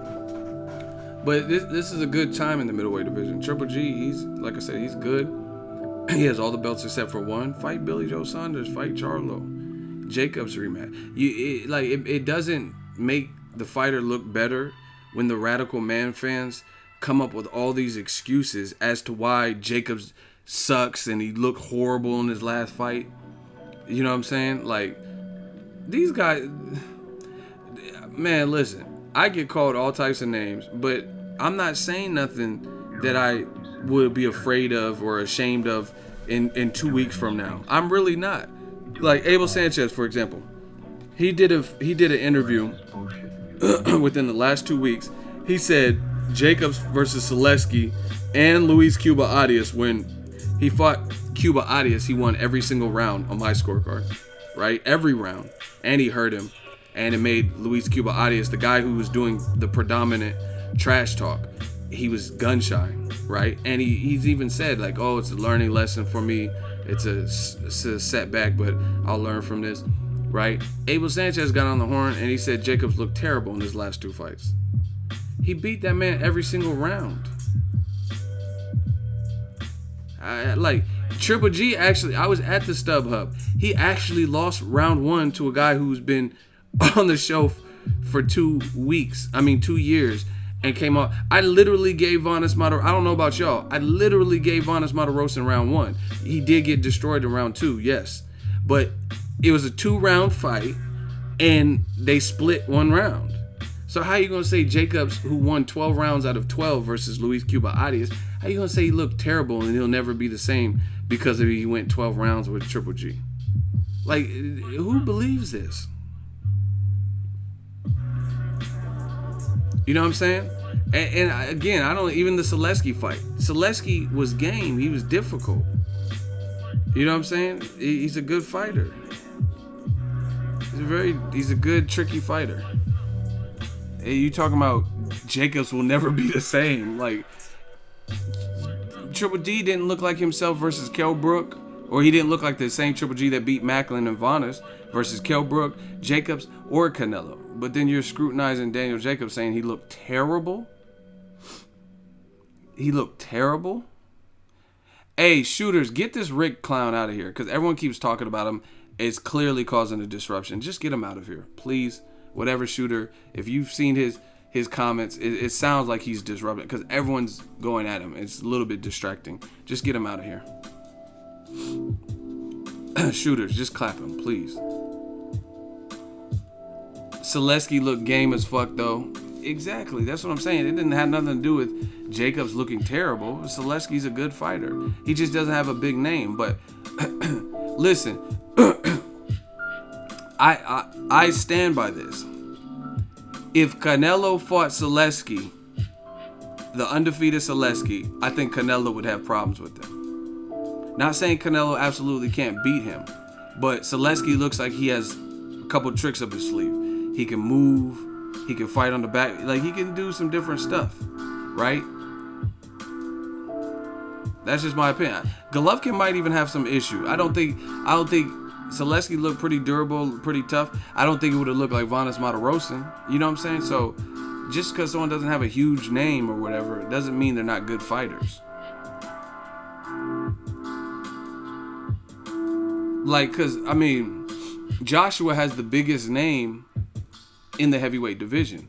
Does that absolutely mean he beat, just because he has the biggest name, does that mean he absolutely beats Wilder and Tyson Fury because they're lesser names? You know what I mean?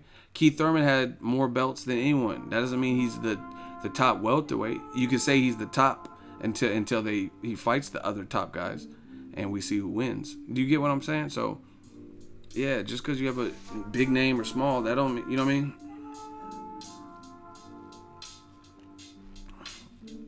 So I don't know. I don't agree with Abel. I don't think Jacobs looked terrible in either of those fights. But I guess that's, you know what I mean, that's Abel vouching for his fighter and trying to make him look the same, or trying to make him look godlike or whatever. But I don't really think anyone believes you. Okay, he said nobody that fights Triple G is the same afterwards. He's like, oh, look at Curtis Stevens. Curtis Stevens had lost before Triple G. You know what I'm saying? Juventud Guerrero, $2 super chat. Broner kissing Tank. They was just playing people tripping. Same thing with Canelo. Does anyone out there... Okay, Canelo and Jacobs both went 12 rounds with Triple G. Does anyone out there believe Canelo has no ceiling or his career is over now because he went 12 rounds with Triple G? Like, honestly. Because that's what Abel said. He said Jacobs and guys who go 12 rounds, they get beat so brutally by Triple G, they're never the same. Does anyone believe that Canelo has no future in the sport because he went 12 rounds? Like, come on. And the other thing is LSI. Let's see it. If you believe that Jacobs is never going to be the same because he went 12 rounds with Golovkin, then why not rematch him? He's now your mandatory. There's money in a rematch. You know what I mean? Floyd showed you that. Floyd's fight with Marcos Maidana, people didn't think Maidana stood much of a chance, but they seen how game he was in the first fight. So even though the second fight wasn't as competitive, you still had a better turnout, a better buyout, a better viewership in the Maidana rematch because of the good work that Maidana did in the first fight. You know what I'm saying? So there's money in rematches, especially when the first fight was closer, competitive. Andre Ward made more money in the second Kovalev fight than he did in the first fight, right? So if Jacobs will never be the same, then fight Mr. Never will be the same. Under regular circumstances, give him a full training camp, you get a full training camp, and rematch him. See, that's what I'm saying. That's why I keep saying the walls are closing in, because all these statements, they lead to the road of, that's fine, we hear what you're saying, but Triple G has to prove it now. You know what I mean? There's like a multitude of statements coming from the Team Triple G side. That's fine.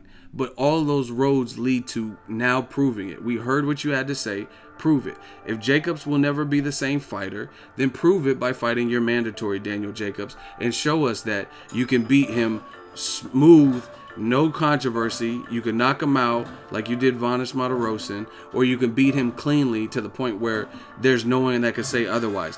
Listen, a guy Triple G sparred, who I've interviewed, great guy, great kid, David Benavidez. Do a David Benavidez. David Benavidez had a very tough fight with Ron Gavril, got knocked down in the 12th round. I'm sure he didn't fully like his performance. Who wants to get knocked down and shit? And it was he got his title via I don't know what it was, majority decision or split decision or whatever. So guess what? What did he do? He came back and show you, I'm only 21, but I could give you better than that. I could give you better. I could do better. And that's what he did. David Benavidez, he fought Ron Gavril, and he made it look so much easier in the rematch. So that's all we're asking from Triple G. Do a David Benavidez.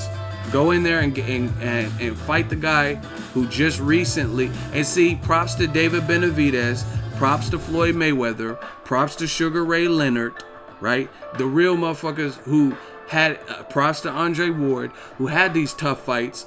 Ward Kovalev, Floyd Maidana, Floyd Castillo, Sugar Ray Leonard losing to Roberto Duran, David Benavidez losing to Ron Gavril. And they didn't fight nobody else in between, unlike Golovkin and Lomachenko. and they showed you that wasn't my best. I can make better adjustments. Let me here, man, let me show you. They did that. David Benavidez left the rematch with no doubt.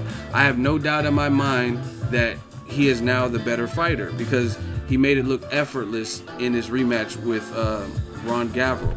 Triple G, his trainer keeps saying that Daniel Jacobs will never be the same. Show me now. So at the end of the day, all these roads lead to now you got to prove what you're saying. Charlo's not ready, prove it. Prove he's not ready, fight him.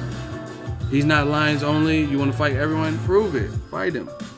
Don't pursue just the money route. You know what I mean? Don't say you want the work, you want undisputed, and now you don't want undisputed. So that's why I keep saying the walls are closing in, because now it's right up on that point where fans aren't going to accept anything else but Team Golovkin proving what they now have been saying. Period. It's not. We heard what your assessments and breakdown. You say Canelo didn't want to fight you clean. Okay, like don't fight him then. You know what I'm saying? Just prove what you say. You said Canelo's a dirty cheat. Don't fight him. Fight one of these other guys that aren't dirty and cheating. Like, it doesn't even make sense at this point. Oh, we want to just keep talking about how horrible Canelo is for the sport, how he always has unfair treatment, how he has a Thanos glove of layered wraps, how he's eating the meat, pause, how he's dirty, he's on clenbuterol, but we still want to fight him. Stop it. It doesn't even make sense. Why do you want to fight? That's like me telling you, who has terrible customer service or terrible food? Tell me a retail place that has terrible customer service or a food place that has horrible food. It's interactive, so y'all help me with this analogy. Who has terrible customer service?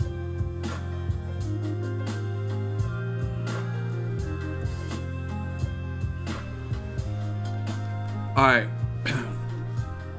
Best Buy's customer service is horrible. Okay, we'll use that. So if I just spent an hour telling you how Best Buy has the worst employees, they have the worst prices, all their displays don't work, they never have batteries in the camera when I'm trying to test it, they have a restocking fee, I bought a TV from them, it was broke, their delivery team sucks. I'm spending all this time telling you about everything that's wrong with Best Buy. And I'm in Best Buy every day, or I'm still actively pursuing, what's Best Buy? I got the Sunday paper. What's Best Buy got on sale? You know what I'm saying? So obviously you don't hate them that much, because if places I don't really like that I've had, like, I'm like, oh, that place is racist, or that food is horrible, I got food poisoning, I don't go to them. I don't really get food poisoning, but you guys get the example. If you ate somewhere and you got food poisoning, most people don't go back, or they don't go back for a long time. You know what I'm saying? But Team Triple G wants to keep bringing, like, you know what I mean? If Canelo's a restaurant, he's the restaurant that gave him food poisoning. But you're going to eat there every day? It's just like what the haters do to my channel. Ego sucks. He's so ugly. His channel sucks. Shave your beard. He's a bitch. But why you keep coming back? Best Buy service is horrible. I used to work there. And the employees don't really know shit. Like when I go to Fry's, I feel like the electronics specialists, they know a little bit more about their product. Best Buy just be hiring people. Like, hey, what about this digital camera? They be picking up the card and shit. It's 18 MP. What's that? Money pixels? Like megapixels, dummy. Oh yeah, 18 megapixels. As a memory card. Like you reading it, I could read the fucking card. Shut the hell up. Best Buy is horrible. That's why they have a high retention. Fuck Best Buy. See, I came from working retail. I worked at Best Buy, Sears, Lowe's. Now I'm my own boss. I earn my stripes. But anyway, that's Team Golovkin. They keep talking about the restaurant that gave him food poisoning, but you still want to go eat there. You keep talking about Canelo, all the various ways he's cheating. I mean, he paid the judges, and they got it wrong in the first fight. The judges, there was corruption. He's layering his gloves. He got the Thanos glove. He's eating meat and getting like, okay, don't fight him. I don't want to see, because for me, I don't mind the Triple G Canelo fight. I don't mind the rematch, but I don't want to see it under these conditions. I don't want to see someone get maimed or lose their life or, permanently disabled or something off of one fight. Or I don't want to fight where there's really no winner because you slander their name so much that people are gonna believe it, and then now if a guy wins, no one's gonna give him credit. So I would rather see you fight Charlo because he doesn't have all those black clouds about the meat and layered gloves and all that shit. Derevyanchenko, Boo Boo Andre, Daniel Jake, none of them have that. None of them have it. So Abel Sanchez and Tom Lawford, the more you talk about Canelo, the worse you're making it, because now you think it's building up the fight, but it's actually hurting the fight as well. You know what I mean? It gets people talking, but I firmly believe that Triple G and Abel Sanchez are a big part why the first fight got canceled. Now, I'm not blaming them for Canelo, what he had in his body, but they put an additional pressure on top of that, and they got too many people talking with their interview with ESPN, and then the whole thing just snowballed after that. Because, like I said, I keep saying this, look at the time frames. Look at the time frames. Nevada State knew Canelo failed 2 drug tests, and they didn't do shit. There was no ticket refunds, and there was no temporary suspension or hearings and dates getting canceled. And then as soon as Triple G did that interview, he's like, no, muscle injections. And doctors were sending me pictures, and Abel added on, and, oh yeah, he's been cheating. They've been cheating since the first fight, right?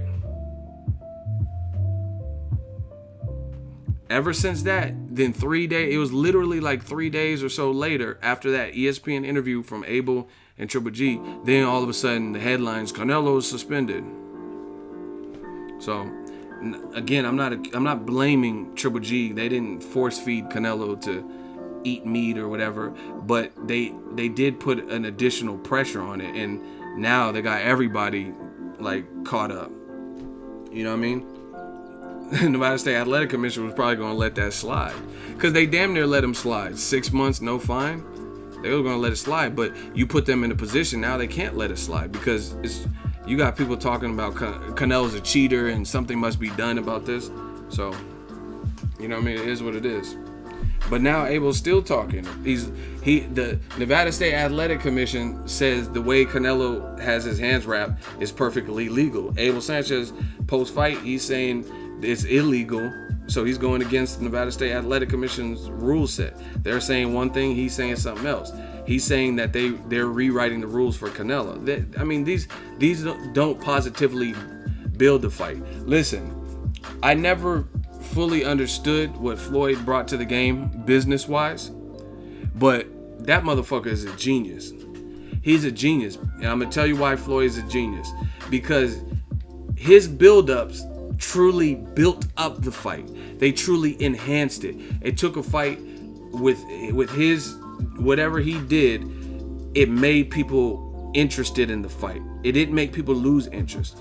You know what I'm saying? It kept people hooked and tuning in. People don't be doing it right. They don't do it. They want to be like Floyd so bad in the sense of groundbreaking, record-breaking, record-setting, live gates and numbers, but they don't do it right. They start doing stuff like the way they hustle, the way they talk, their mouthpiece for building the fight actually hurts the fight. Floyd, he didn't really hurt fights, in terms of the build-up. Like, he would talk shit. He was talking to his daughter. It's okay, yeah. It ain't my fault, Shane Mosley. He got plastic surgery. He got a big nose. He had to get it fixed. He looked like Mr. Potato Head. Like, that doesn't hurt the fight. It's just like, oh shit, Floyd's really clowning. He's like, Shane Mosley, he gonna say at the press conference that, oh, he want to be just like me. He's like, me? What? I'm Floyd Money Mayweather. I want to be like you. I barely even know who the fuck you are. Easy work. Like, he's doing that type of stuff. That's cool. That villain shit, that's helped sell the fight. But talking shit about Canelo to the point where people really think Canelo is cheating and we're not going to give him credit because you keep saying he's like illegally wrapping his hand and it's a corrupt judges and corrupt Nevada State Athletic Commission rewriting the rules for Canelo. That's not making me want to go to Las Vegas. That's not making me want to spend a couple thousand to travel to Vegas that week. You get what I'm saying? So, I didn't realize Floyd, he just knew how to do. Like, the stuff he said about Conor McGregor, it didn't hurt the fight. You know what I'm saying? It's stuff Conor McGregor was saying. Conor has a mouthpiece too. It wasn't stuff that, like, it's like back and forth banter, which is what it should be. It didn't make you not want to watch the fight. You want to see, like, damn, Conor said he dribbled heads off canvases. That makes me want to see if he can actually do that. You know what I mean? But if you start telling me that Canelo's been cheating since the first fight, you watched Canelo inject, or you seen holes and needle marks and injections, and you talk to boxing circles and they know he was cheating, that's not making me want to see the fight. So you got to step up your trash talk game, because that doesn't, for me, I don't know about y'all, you guys can do whatever you want, but for me, that doesn't enhance the fight to me. Because why do I want to see a fight about, I don't think it's on an even playing field. You know what I'm saying? You keep saying he's wrapping his gloves illegally and trying to, like, if somebody told me that Margarito, that's like why people put an asterisk by the Cotto win. Margarito, if nothing ever came out about him with the plaster of Paris, then I would be like, damn, he beat the shit out of Cotto. He weathered the early storm, and then he whooped Cotto. But now that there's this asterisk, because we know that he was at least trying to cheat with Shane Mosley, then it puts into doubt everything that happened before it. Did he really knock Sergio Martinez out, or had he been doing that little plaster of Paris trick back then? You know what I'm saying? So those types of allegations, that's not shout out to Randy Ridley. He said that's a terrible sales pitch. That's what I'm saying. You got to step up the trash talk. Conor McGregor saying, I dribble heads off canvases, and he's 40 years old, he can't read. Talking about he's illiterate. That's cool. Because I'm like, damn, he's talking big shit. You know what I mean? And Floyd's like, you a bitch. I'm going to have you stripping at the girl collection. You know what I mean? Betting fans and stuff. That's all in fun and games and trash. That's cool. But when you start telling me a motherfucker's cheating and you have all this proof, that's not helping the fight. To me. Because you're basically telling me to pay for some shit that's unfair, where someone's gaming the system. You know what I mean? So Triple G's team, I think they should step up their trash talk. Like calling Canelo a runner, like that doesn't do nothing for me. Like Tom Loeffler just recently said, like, we gotta really stop ego. How many likes do we have? Smash the like button, people. How many likes are we working with?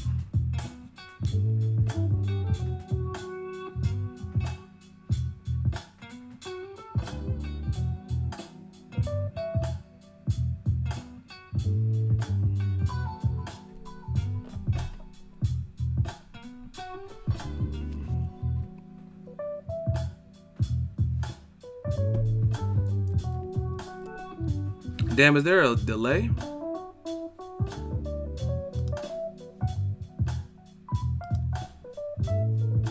We only have 126 likes. Y'all got to get that up ASAP. We've been going.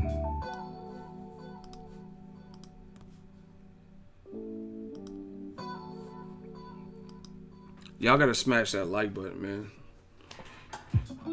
Yeah, but I don't know. Just like, anyway, Tom Loeffler, he did an interview and he said something to the effect of like, oh, Vanes Matarosin, he stayed true to what he said. In 2 rounds, he fought more than Canelo did in 12. I'm not trying to hear that. I really fuck with boxing heavy, like Sweet Science. That doesn't even sound right. Just listen to what was said from Team Golovkin.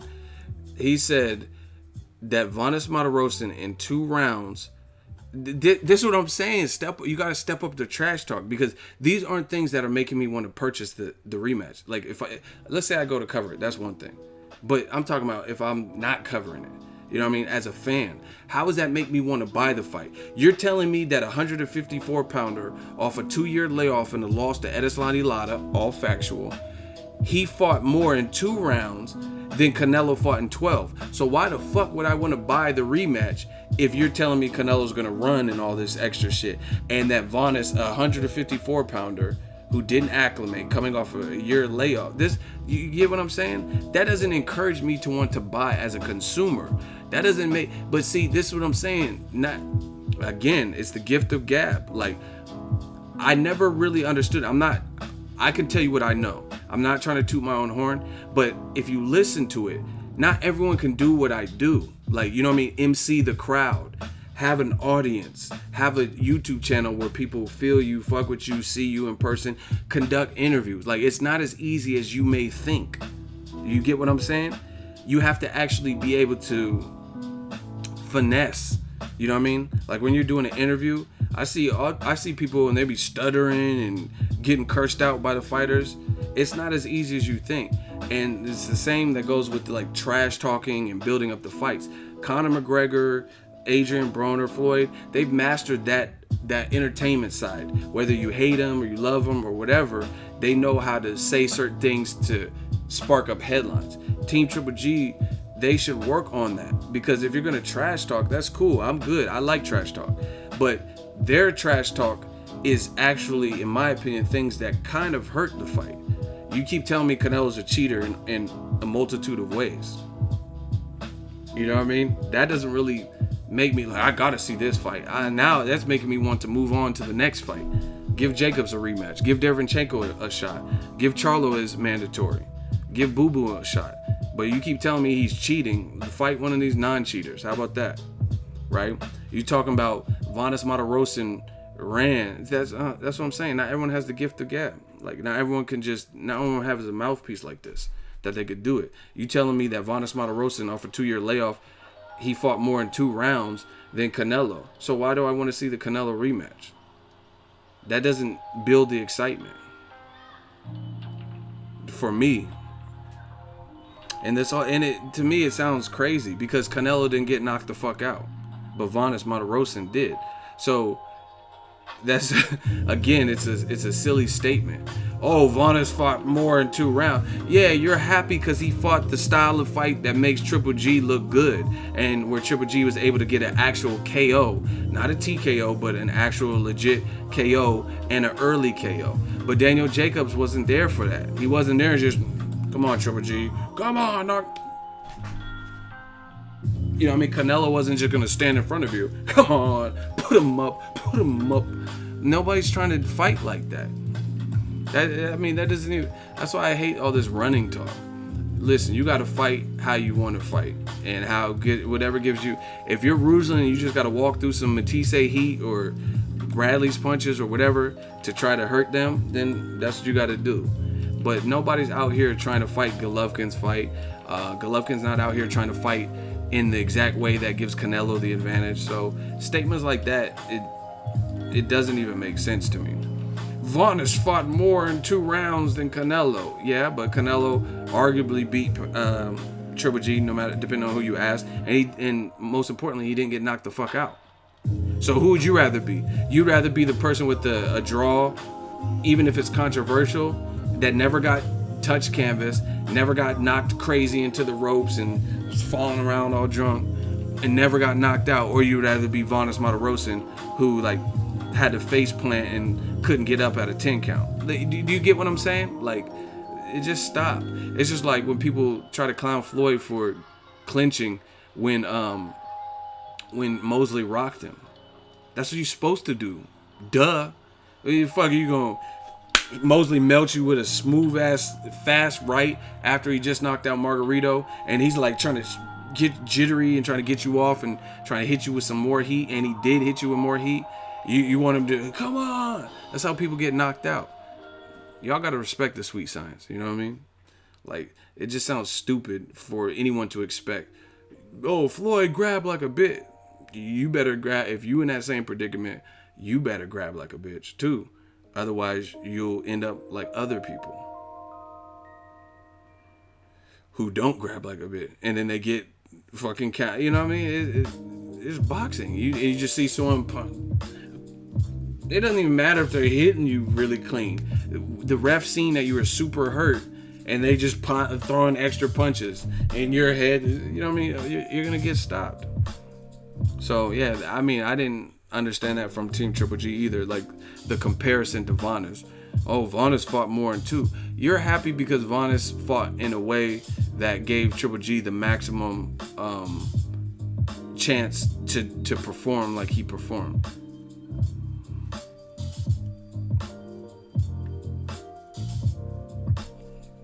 And to me, I told you guys post-fight, that was a very bad game plan for Vanes Martirosyan. To think that you're going to move up in weight, fight a known killer. You know what I mean? Even Charlo said that Triple G was an animal.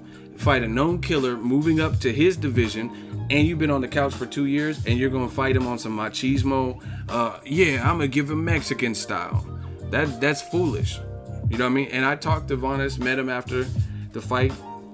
There's no shade. I'm just being real. Like, that's a foolish game plan. Like, we know Triple G's strong, but you're going to have to try to box that man. He has a good chin, a very good chin. He got that vibranium, adamantium chin, and we know what he does well. He has a very good jab. He's strong. He puts a lot of pressure on you. I mean, so if you just out here trying to, yeah, slugfest, Mexican style, then good luck with that. It's not a good game plan. Just like when Canelo, instead of using his youth, his size, his power against Mayweather, he tried to outbox him. Dumbass game plan. How are you going to try to outbox Floyd, a masterclass boxer? That's silly. So yeah, I mean, these fighters, it doesn't make sense for them to fight your type of fight. Like, I mean, and only in boxing do you get half of this dumb shit. Like, I'm a super competitive person. Like, this is just like a random factoid, but I love air hockey. Any of my fans like playing air hockey? Any of the boxing fans like playing air hockey? You go to a bowling alley or something? Anybody like air hockey? Shout out to Nick O. He's sending love from Australia. $20. It says Eagle Army. Thank you. I appreciate that. Anybody like air hockey? Okay.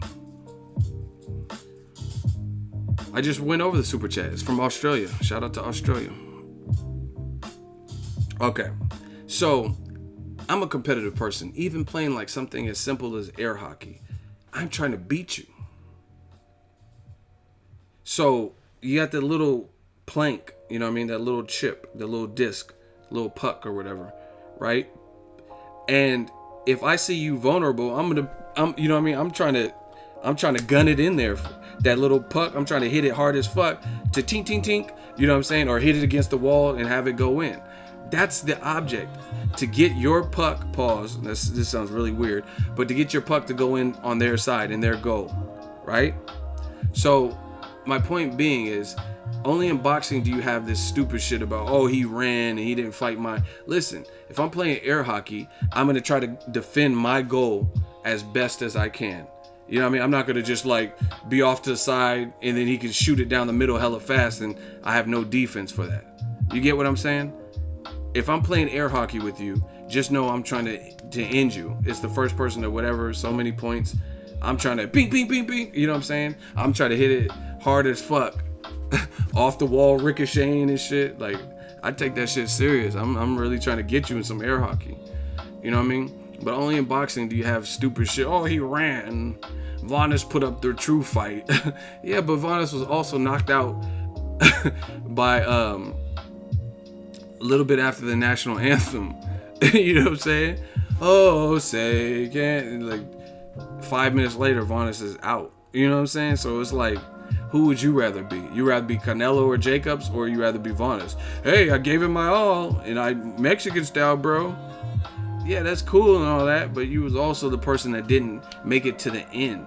Jacobs made it to the end and arguably beat Triple G. Canelo had a draw and arguably beat Triple G. And only one of them got knocked down, and that was Danny Jacobs, and he recovered well from it. So, I mean, Tom Loeffler's comments, that it doesn't resonate with me because it doesn't make sense. You talking about Vanes put up more fight in 2 rounds. Yeah, but he also paid dearly for putting up that style of fight. Max Kellerman's interview lasted longer than the fucking fight. HBO, you gotta do something, baby. HBO's Jim Lampley. I don't know if y'all caught this because I was at the fight, so I didn't hear until later. But then I was watching pieces of the Vanas because it wasn't long, like I said. Watching pieces of it. And HBO's Jim Lampley tried to spin it on Triple G as him taking some huge risk because he already lost $24 million by not getting the Canelo rematch or whatever. And he's taking this massive risk because he's fighting Vanes Martirosyan. This is why HBO is failing, because you got to keep it a buck. Ever since new media came around, we made it uncool to talk that foolishness. You're making it sound like Golovkin took this monstrous risk by still fighting. Come on, you gotta put that in context. Now, it would be a monster risk if you fought Demetrius Andrade, switched to a tricky southpaw who was undefeated, fought Derevyanchenko, pulled Danny Jacobs from the Selesky fight, grabbed him, grabbed Charlo from the Hugo Centeno.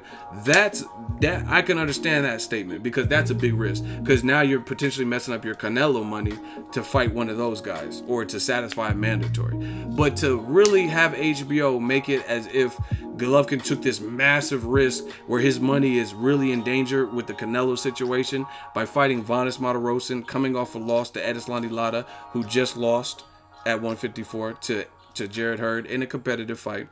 A guy who was 2 years inactive, a guy who was never fought at that weight, a guy who was not ranked at the weight. This is why HBO is struggling. You got to keep it real. Like Jay-Z said, I keep it realer than most. I know you're feeling it. Like, you got to keep that all the way real. Stop making it like Triple G took this massive risk. It's not really a massive risk. There's not many people that really thought Vanes Martirosyan, not talking about, hey, I'm Armenian or national pride or I train at his gym. I'm talking about just a completely neutral who has no regional or national or heredity, you're not related to him, ties to Vanes Martirosyan. I didn't really see many people who really thought that Vanes Martirosyan was not only going to challenge Golovkin, but he was going to beat him at 160 with all things considered. You know what I'm saying? And it's the same fans, that you fans. This is why your little man fan channels are dying out one by one. It's a new era, I told you. Like Canelo be saying, me era. It's my era. New media era, Eagles Army era. People like, all that stuff y'all say, that stupid shit, people see how full of shit you really are. Like, it doesn't even sound right. You talk, oh yeah, but Triple G knocked out Vanes. Jermell Charlo, Andrade, and Lada, they couldn't knock out him. Yeah, but put it in context. They were in his division. He was a ranked guy in that division. He was active. So you can't just take all of that out of the equation. The fact that he's never fought at 160 like that, and the fact that he's been inactive, and then just say, hey, but he knocked him out way quicker and no one else could. Yeah, because they were actually 54 pounders, not 60 pounders. You get what I'm saying? Like, and a lot of y'all are full of shit, because if Floyd Mayweather, let's say Jesse Vargas, and I mean, they're friends, so I'm not trying to pit them against each other. Let's say Floyd Mayweather or Errol Spence. If Jesse Vargas was still at 140 and he moved up to 147, and Floyd Mayweather or Errol Spence knocked out Jesse Vargas, who hasn't been stopped, by the way, if Errol Spence knocked him out, how many of y'all would give him like this massive credit and be like, oh, Errol Spence knocked out Jesse Vargas, no one at 140 did it, Josecito couldn't do it, right? Broner at 44 couldn't do it. I mean, would you really give Errol Spence this major, and on 2 weeks notice? You know what I mean? Jesse's a good fighter, but 2 weeks is 2 weeks, no matter who you are. That's very little time to prepare. I mean, do you even get sparring partners at that point? Like, do you, like the sparring partners of your choice? You can't fly someone in from Australia. Shit like that would probably take too long. You know what I'm saying? Or Ruslan Provodnikov, he never been stopped. If Errol Spence fought Ruslan, who hasn't fought in 2 years, and he brought him up from 140, and he was coming off of a loss to John Molina, and Errol Spence stopped him, would you be like, oh, Errol Spence is unstoppable? He just knocked out Ruslan. He'd never been knocked out before. No, you wouldn't. That's how I know these dudes is full of shit. That's why we winning. Eagle Army. Gang.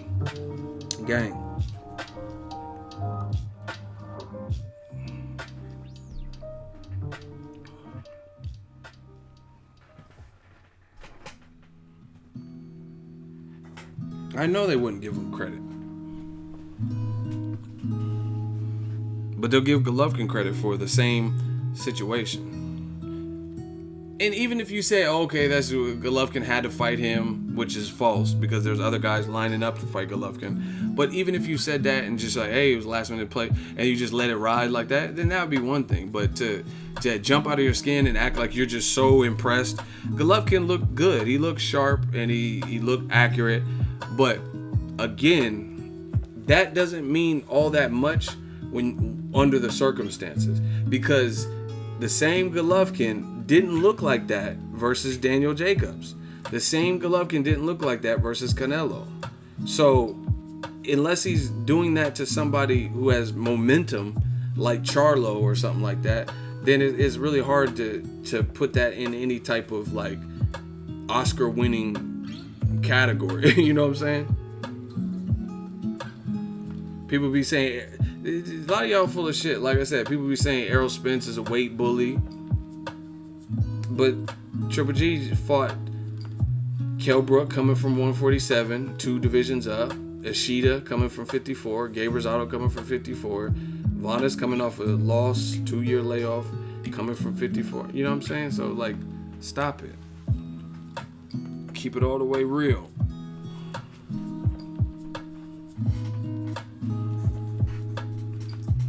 But good times in the middleweight division. Now there's some suitable challenges for Golovkin, so I'm very anxious to see what him and his team decide, and I'm just going to leave it at that.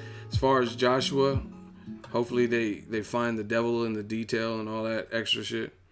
So hopefully they can speak to Diablo and get that devil out them details so we get to see a good fight.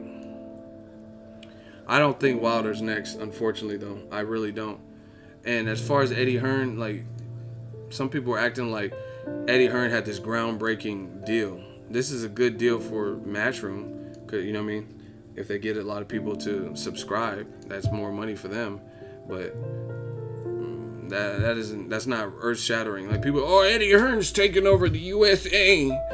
Eddie's taking over the USA. You still got a long way to go, because the Daniel Jacobs fight with 2 Brooklyn fighters, Daniel Jacobs and Gerald Miller, sold less tickets than the fight he clowned with Wilder and Luis Ortiz, who neither one of them are from Brooklyn. Luis King Kong Ortiz is from Cuba, and Wilder's from Alabama. And when it came to talking about Wilder versus, see, this is what I'm saying. Y'all gotta look at what's being said. When it came time for Eddie Hearn to talk about Joshua Wilder, he's like, Joshua's selling out 80,000, and Wilder, he sold 5,000 to 7,000. No, you sold 7,000 for a Brooklyn card in Brooklyn with Daniel Jacobs from Brooklyn and Gerald Miller from Brooklyn. So the fight you clowned actually did double the attendance. The Wilder Luis Ortiz in Brooklyn, with neither fighter being from Brooklyn, did 14,400, 14,500, 14,500 people roughly. Not the 7,000 tickets that Eddie Hearn quoted. So before you go like roasting the next fighter and like, oh, Wilder, he's doing small venues. Look at your fight card. Matchroom, that's it. That should say Jacob Selesky. That say Matchroom on the posters. Go look at pictures. It's a Matchroom on there. And you did less than Wilder. So don't, you know what I mean? It's not as easy as you think to take over the American market. You still got to put together like big enough fights and, you know what I mean, promote and stuff like that. You don't just come over. It's like, I can't, you know what I mean, like my YouTube demographic or whatever, I can't just go to the UK and I'm just the #1 channel in the UK. You know what I'm saying? It doesn't work like that. You got to put that work in, because different markets require different things. See, I know these types of things because I've been in business. I've always worked. You know what I mean? So one time I was at one Lowe's store, and the operations and what we sold well in, and what departments did well and product groups did well, it was not the same as other spots, different places in the Bay that I worked at, other stores or whatnot. You get what I'm saying? So just because he has a streaming deal, that don't mean he's taking over the the USA. It depends what matches you're talking about. And for starters, Daniel Jacobs, he has an HBO contract, so I don't think he's going to be on that app, or at least for the foreseeable future. So, I mean, that wasn't really that much of a bombshell, unless there's more to it, which we're going to find out tomorrow at the press conference. So, that's just my thoughts on Eddie Hearn's announcement. I mean, that's cool. I'm willing to see, but there's it's becoming more and more expensive to be a boxing fan. There's always some YouTube Red or ESPN Plus. I'm gonna come out with Boxingego minus. I'm gonna start charging y'all motherfuckers. Fuck it. I might do that. I might just do that. Like, my live streams are gonna be on Patreon. So if you want to hate, I'm gonna give my shooters free passes, but everybody else, I'm gonna be like, man, you gotta pay. So if you want to hate and come back under 16 accounts, I'm gonna make y'all motherfuckers pay. So you gonna pay me 16 times. Yeah, that's what I should do. Yeah, we got Boxingego minus coming. Fuck it. I'm really gonna do that. Shooters get that VIP because they've been clapping y'all holding this shit down. But everybody else, y'all gotta pay. We gonna see how many times Slave it come back when you gotta pay. That's what I'm gonna do. Boxingego minus, the future. We turn that plus to a minus. You dig? Look at Mr. Finesse. He said, before you do that, let me get a res. You try to get it for the low. You're a don for that, can't lie. Shit, we gotta start taxing these fucking haters. We gotta tax them. See, J-Dog laughing because he got the free pass. He got the season pass. See, all my shooters, they like, word, LOL, because they know they got the free pass. They don't have to pay. I'm gonna start charging all y'all, especially the fucking bums and the haters. I'm sick of you bums. We're gonna see how many times Slave it come back when it's like $5 a month, $5 a stream. I'm gonna find a way. I'm Uncle Sam. I'm gonna monopolize this shit. Just wait, y'all. So enjoy these free streams while you can. My Sicarios be hey, my Sicarios be catching bodies, yo. They flow like they from the barrio. Oh my God, bars. Hold on. I said my Sicarios, they be catching bodies, yo. Like they from the barrio. I hit you and it's like adios. Ay, dos míos. Bars. We the Stream Kings. Didn't I just say that? That's what it takes sometimes. You take something from me, I'm coming to get it back. Now you beat me, I say, okay, we had a good night. I'm still coming to get it back. Oh, we got 187 on the stream. That's how you know we've been murdering. When we got 187 people on the stream still, that 187 on the motherfucking tip top. I'm about to get out of here. It's been real. Thank you guys. Shout out to you guys for the support. Hey, y'all gotta stop me because I've been spending money on Amazon. I love Amazon Prime. I'm getting some new gear. I got this one piece that I really want to get, but I don't know if I want to spend the money on it yet. But we'll see how it goes. We'll see how it goes with all the super chats and shit. Because we got a lot of stuff, a lot of expenditures, a lot of things to buy. So I've been spending a lot of money for y'all, for the channel, for the brand. So I'm gonna think about it. I'm gonna think about, especially all these trips. I was in the stream from the beginning to the end. Shout out to Fans Perspective. Hey, I just got a little gadget, lenses, hella shit. Plus I've been traveling and I plan on traveling. I need to get my passport too. I got to get a passport, like an updated one. So that's what you know. That's how you know I'm trying to. When I need that passport, Just like Eddie Hearn, I'm trying to take over, not just America. Hint, hint. We working people. Anyway, I'm about to get out of here. AB versus Bradley, great fight. I'm gonna see it. Bradley is a terrific fighter. I thought he kind of retired prematurely. Broner's a salesperson and a good fighter. It's a good fight. Let me know what you guys think. Drop your thoughts in the comment section. And we out. Joshua Wilder, make it happen. We working.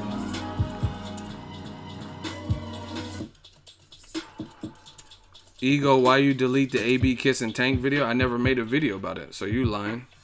I never made a video about it. I never posted it or anything, so I didn't delete anything. I don't have to do nothing. I don't have to delete nothing. Vampire stream? Maybe. I'm gonna just take a break. I gotta make a call. Peace out.